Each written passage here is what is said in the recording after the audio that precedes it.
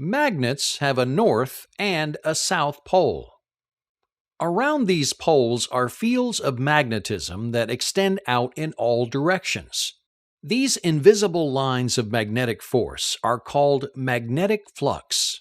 These lines of flux leave the north pole of a magnet, loop around, and enter on the south pole. Where the lines of flux are more dense, for example, near the poles of the magnet, the magnetic field is strongest. As you move away from the poles, the lines of flux are less abundant, so the magnetic forces are diminished. Two magnets will repel each other if like poles are facing each other. As you move like ends of two magnets near each other, they will be repelled. Notice how the lines of flux bend as they impinge on the flux lines of the opposing magnet. This magnetic behavior will occur for both like ends of a magnet. If unlike poles of a magnet are facing each other, the forces will attract each other.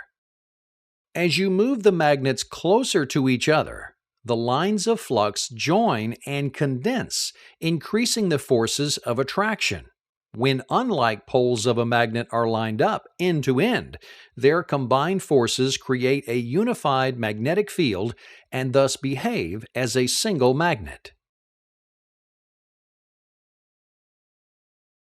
When electrons move through a wire, a magnetic field is created at right angles to the current flow.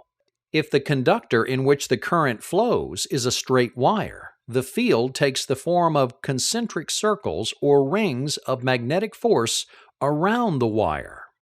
A convenient method to determine the direction of magnetic current flow is to use the left-hand rule. The left-hand rule states that by pointing your thumb in the direction of the current, your fingers will naturally curl in the direction of the flux of the magnetic field.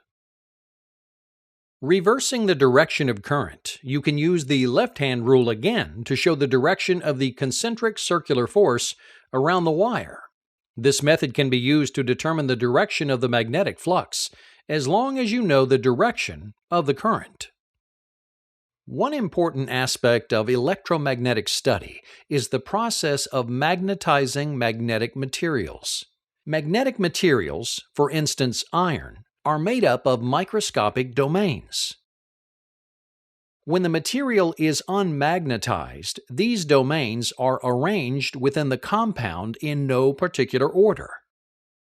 When the material is brought under the influence of an external magnetic field, these domains orient themselves in alignment with the magnetic poles. This can be done by wrapping the unmagnetized material in wire and adding an electrical current. North will be created at the end of the material in which the current is directed.